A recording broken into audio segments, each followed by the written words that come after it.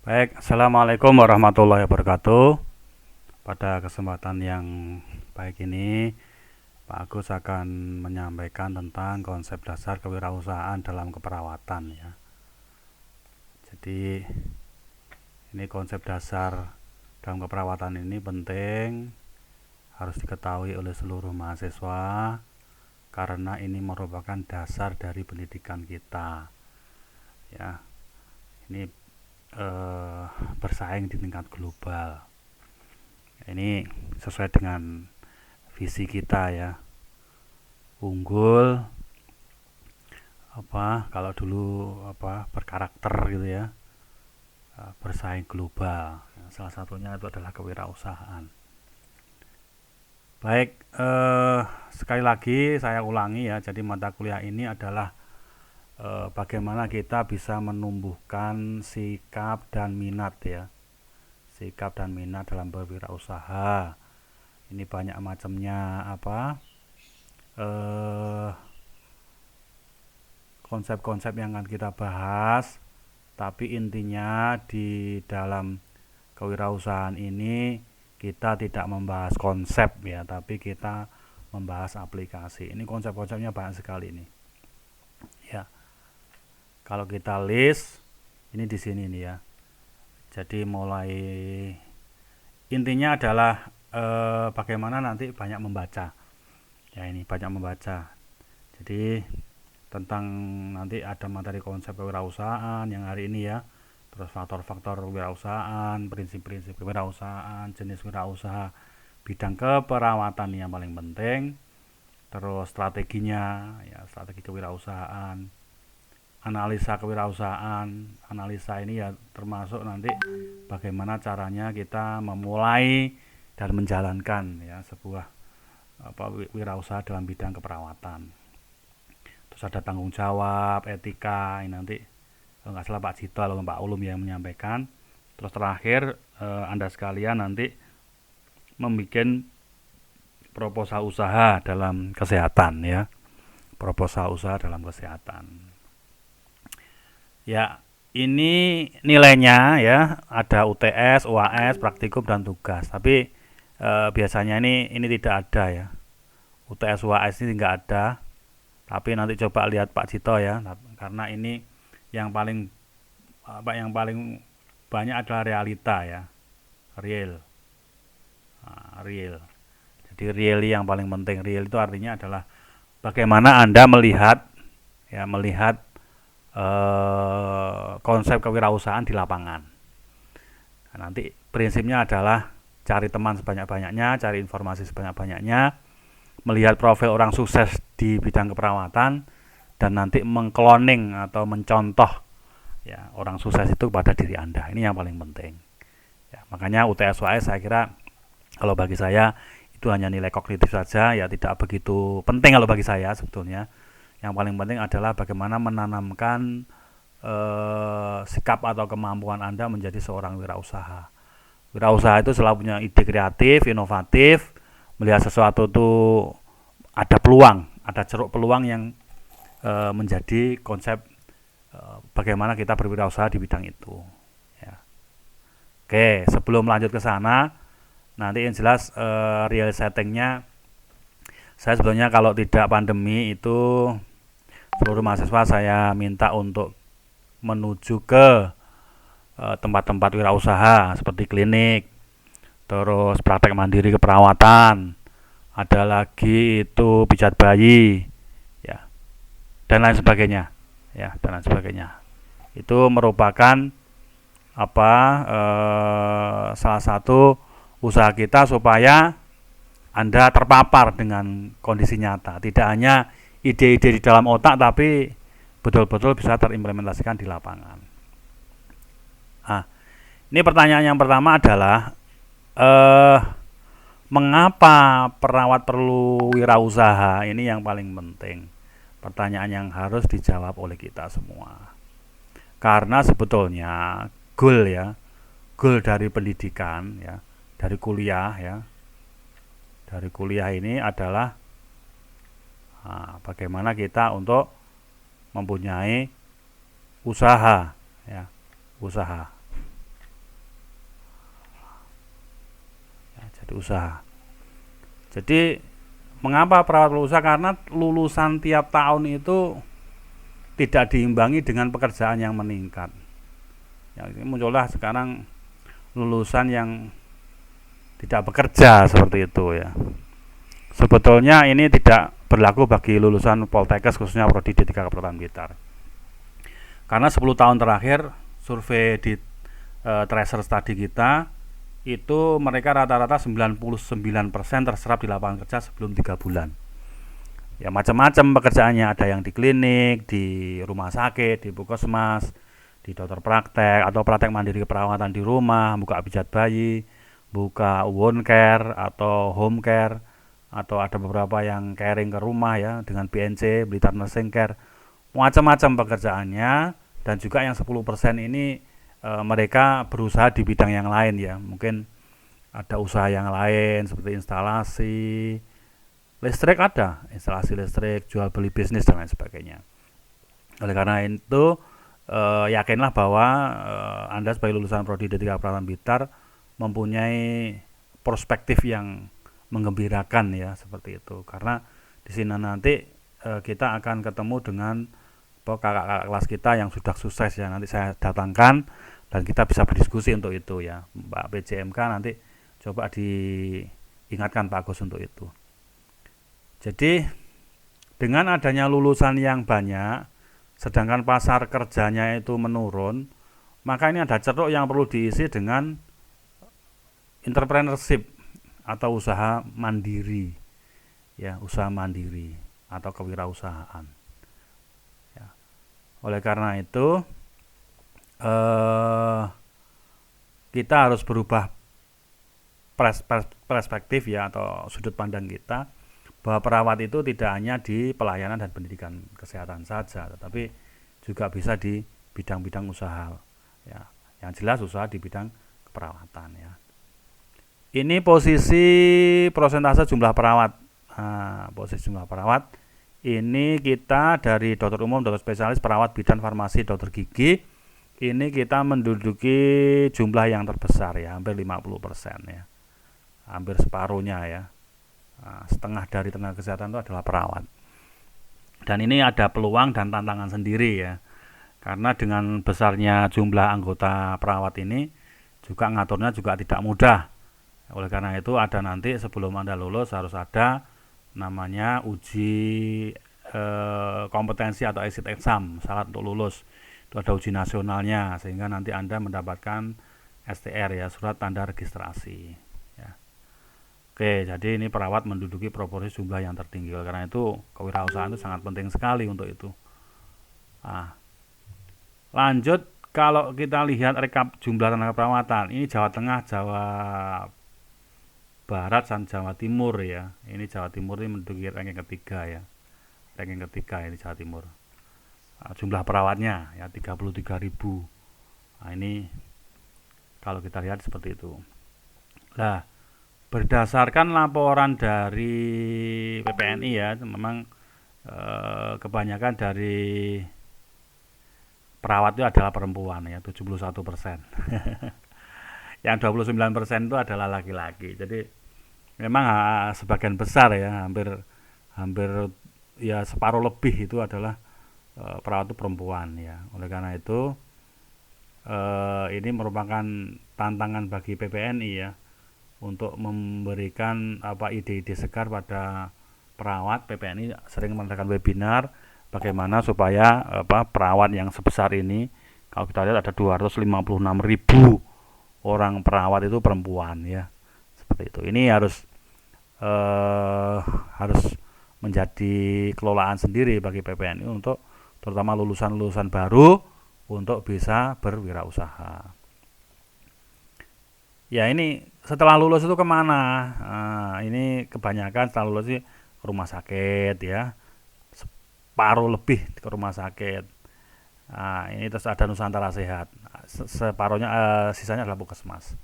3T ya, terluar, terus konflik perbatasan ya, di kegiatan Nusantara Sehat istilahnya ya, seperti itu. Nah, isu yang lagi kenapa harus kewirausahaan, karena kesejahteraan perawat ya. Jadi kesejahteraan perawat ini sebenarnya berbanding lurus dengan gaji perawat. Ini yang menjadi fenomena yang ada di lapangan. Gaji perawat di klinik itu flat rata-rata ya sekitar 750 sampai 2 juta ya per bulannya. Itu belum yang lain-lain tambahan, mungkin ada insentif ya, kegiatan-kegiatan rawat luka, home care dan lain sebagainya. Nah, ini sebetulnya kalau kita lihat dari profesi lain, kita ini masih belum punya bargaining position ya di mata pemerintah.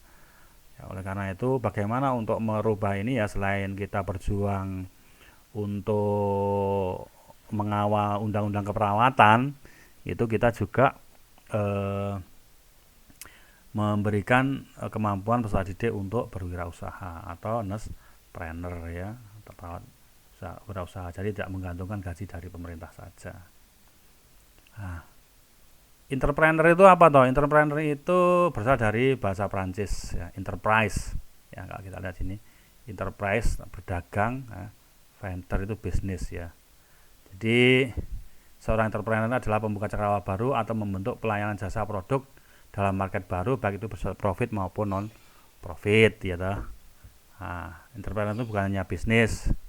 Dalam keperawatan, entrepreneur itu adalah membuat perawat untuk menjadi lebih baik. Itu juga entrepreneur ya. Jadi membuat perawat untuk menjadi lebih baik, memberi pelayanan yang terbaik ya. Terus juga di situ ide-ide entrepreneur dituangkan dalam namanya business care plan ya, untuk mengembangkan praktek keperawatan. Insya Allah bagus, sudah tidak hanya teori tapi di lapangan sudah banyak jaringannya, dan juga ada beberapa usaha di bidang keperawatan, nanti bisa Anda contoh ya, seperti itu. Jadi bagus tidak hanya bicara tapi fakta ya, fakta kita usahakan, kita memang mendekati real konsep kewirausahaan itu ada di lapangan. Nah, wirausaha ini banyak sekali ide-idenya ya, seperti pengertiannya adalah seseorang yang mengambil risiko, mampu mengorganisasikan, mengelola suatu bisnis, menerima keuntungan finansial dan non finansial ya. Tuh, terus ini kewirausahaan itu ada semangat sikap seseorang dalam menangani usaha, mengarah pada upaya mencari, menciptakan, menerapkan cara kerja, teknologi, produk baru. Nah, ini sifat-sifatnya ya, sifat-sifatnya. Implementasinya nanti ada. Jadi mencari, menciptakan, saya contohkan nanti ada Pak Agus punya namanya ide pengembangan klinik ya. Nanti kita bahas, ini adalah catatan-catatan saya tentang kewirausahaan di lapangan ya. Seperti itu. Memberikan pelayanan terbaik ya. Ini yang paling penting. Dan perawat ini adalah salah satu profesi yang langsung berhubungan dengan pasien, tidak berhubungan dengan non pasien, yang lebih banyak dengan pasien, walaupun juga ada non pasien seperti komputer, hasil laboratorium, obat-obatan dan lain sebagainya, tapi lebih banyak interaksinya dengan orang atau pasien. Arti penting kewirausahaan ini adalah menunjukkan kemakmuran sebuah negara ya. Jadi kalau kita lihat paling tidak 2% ya, 2% dari negara itu makmur, itu adalah 2%-nya itu adalah wirausaha ya. Singapura itu 7,2%, Amerika itu sudah mendekati 20% ya, seperti itu. Jadi memang kemakmuran sebuah negara itu identik dengan banyaknya wirausaha yang ada di negara itu ya. Oke, lanjut. Nah, ini Singapura 7%, Cina, Jepang 10%, Amerika 12%, Indonesia 0,18%. Nah, ini PR. Karena perguruan tinggi itu menyumbang ini yang mengecewakan ya, karena 50.000 pengangguran setiap tahun. Kalau saya tidak. Kalau di prodi kita tidak pernah menyumbang pengangguran, insya Allah ya. Seperti itu. Jadi kita berusaha untuk bagaimana mencarikan pekerjaan mahasiswa, mencari peluang-peluang ya, seperti itu. Walaupun kebanyakan juga dari usaha mereka sendiri.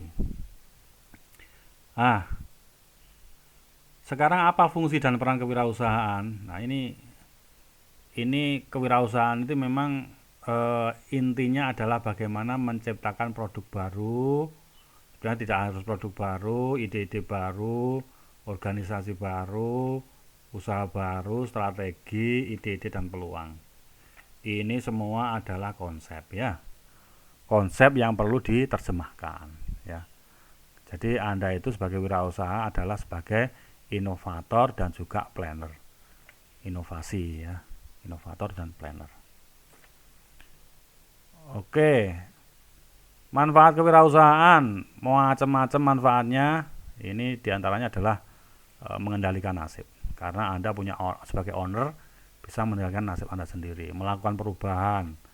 Potensinya digunakan sepenuhnya, keperawatan bagaimana dengan keperawatan itu bisa dijual di luar. Ya, potensi-potensi keilmuannya digunakan ya. Seperti itu. Terus meraih keuntungan tanpa batas. Terus ada pengakuan dari masyarakat hobi atau kesukaan. Sebetulnya bukan hobi. Ini adalah pendidikan kita ya. Seperti itu. Karena Anda sudah berpendidikan keperawatan, harus bisa berusaha di bidang keperawatan ya, seperti itu. Ini istilah saudagar. 1000 dagar akal ya. Jadi mulai dengan terpaksa, tidak sengaja, terencana ya. Usaha itu ada yang terpaksa, tidak sengaja, terencana.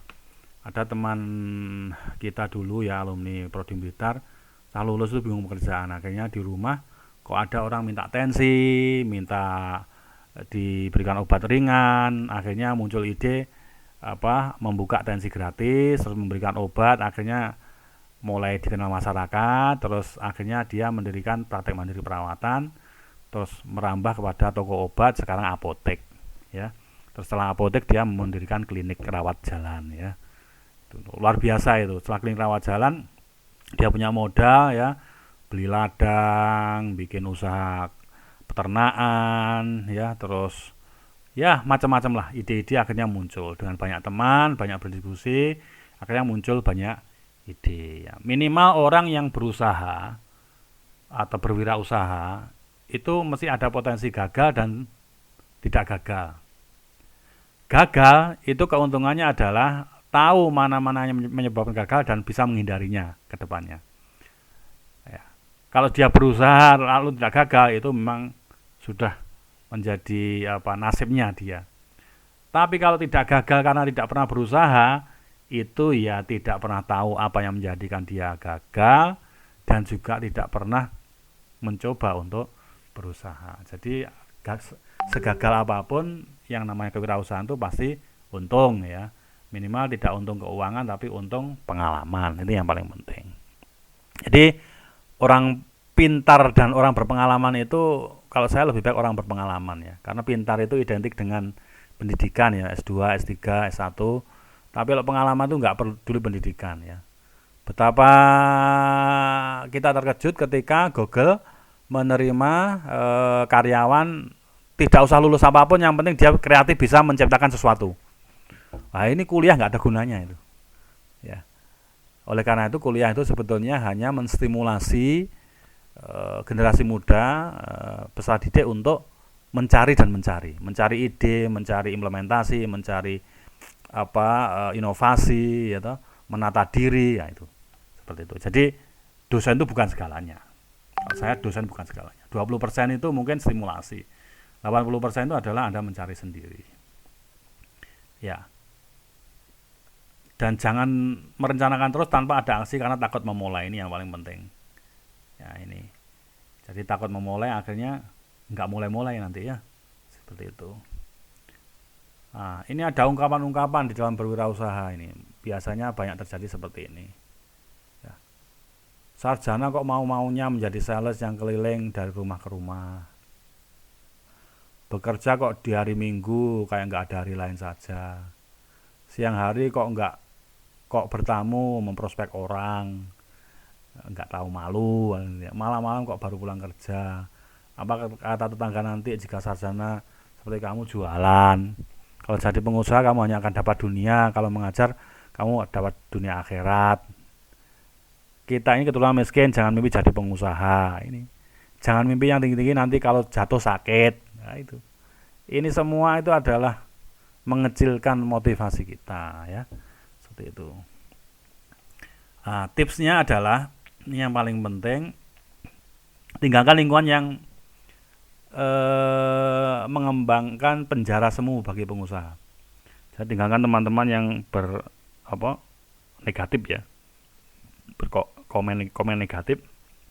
Ya, sibukkan diri dengan aktivitas positif, konsisten dan disiplin tinggi. Ya, berani hidup. Ya, ini motonya pondok pesantren ya. Berani hidup tak takut mati jangan hidup, takut hidup mati saja.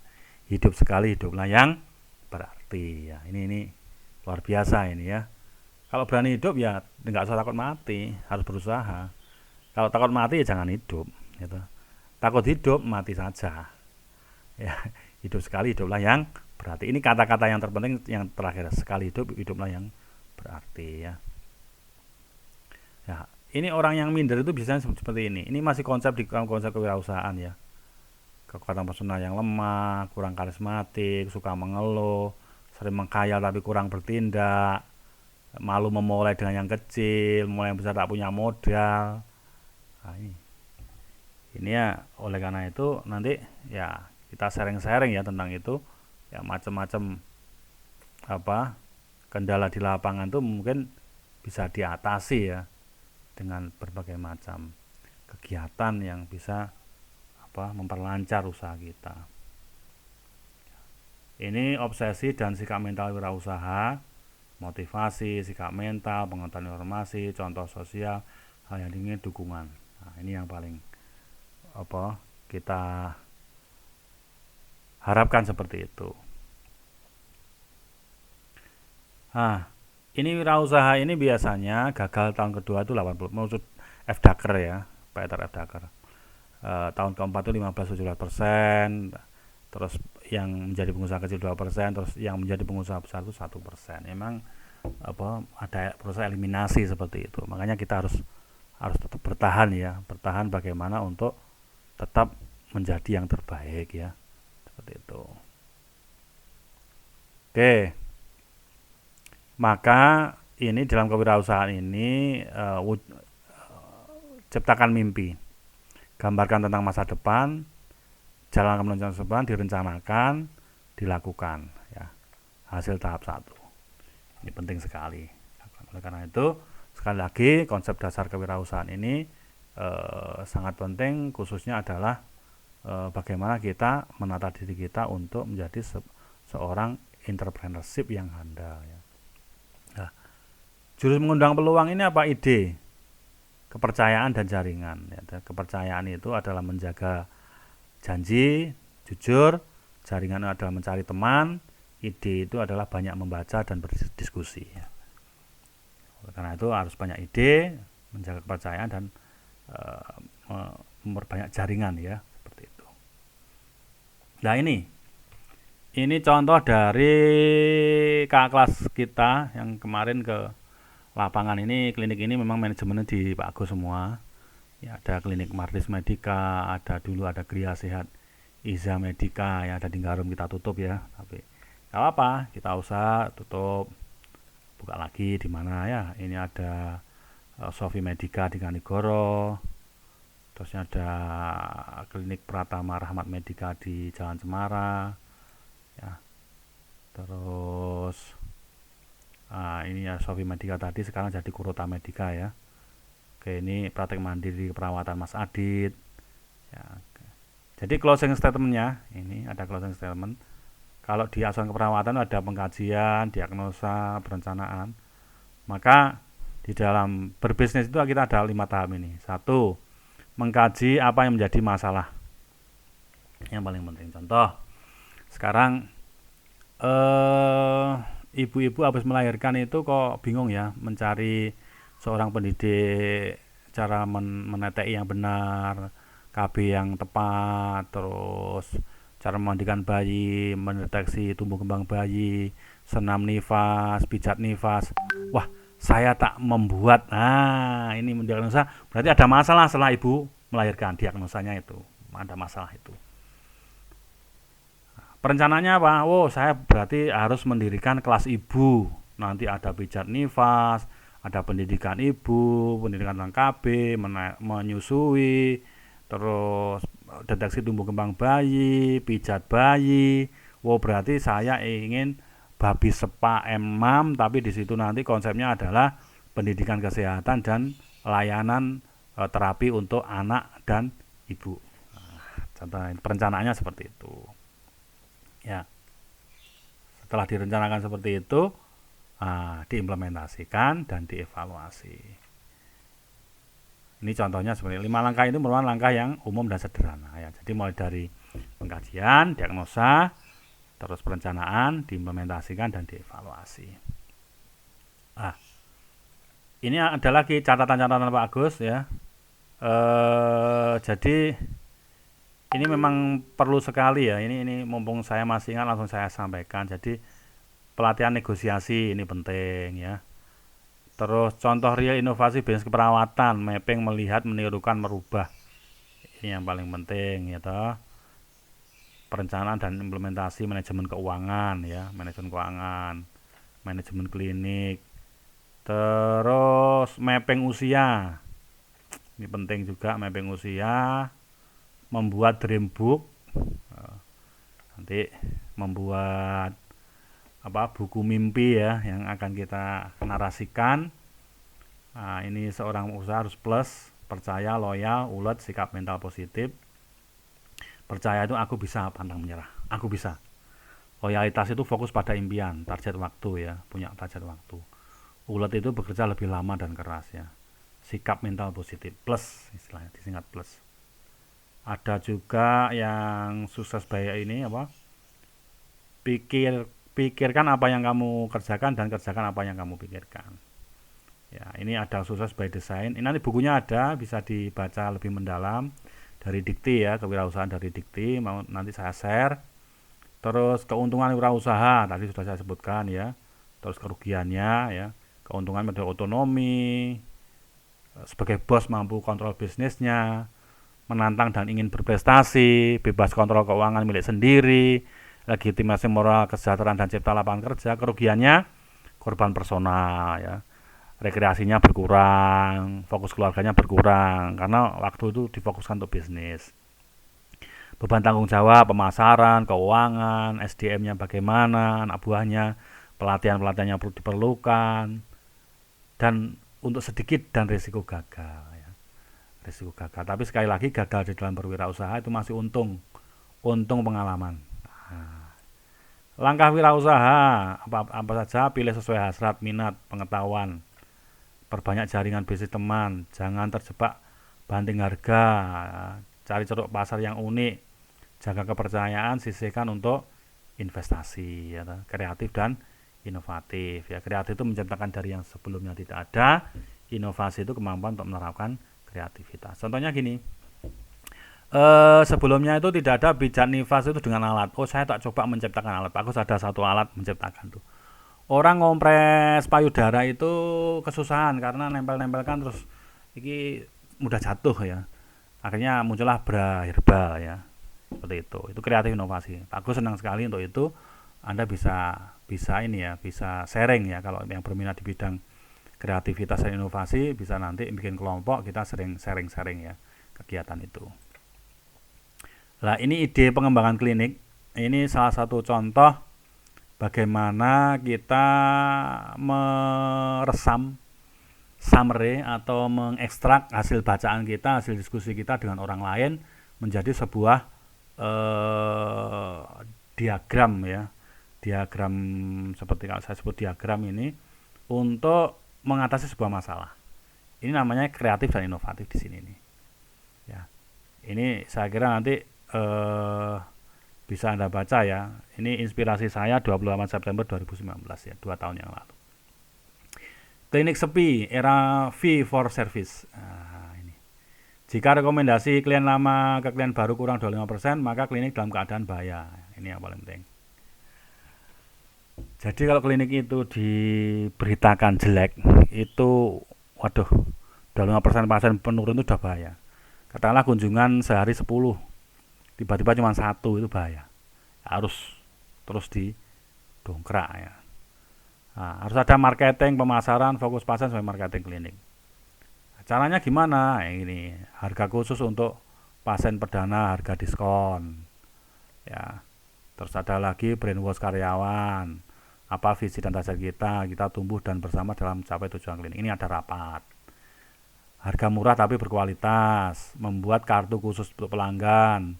WA pelanggan mengucapkan terima kasih atas kunjungannya, bagaimana keluhannya, obatnya sudah diminum atau belum. Nah, ini ada SMS center, kerjasama dengan vendor alkes, pelayanan berbeda, ramah dan bersahabat. Ya, ucapan maaf, tolong, terima kasih. Ya, terus sabar konsisten, utamakan care service baru kur service ya. Jadi perawatan dulu baru pengobatan ya, jangan diwalik, diobati dulu baru perawatan. Nah, diferensi maksimalkan ya, akupunktur, pijat bayi, klinik kecantikan kita coba ya, seperti itu. Modal tidak selalu uang, apa yang bisa kita jual dalam pelayanan terbaik itu adalah modal.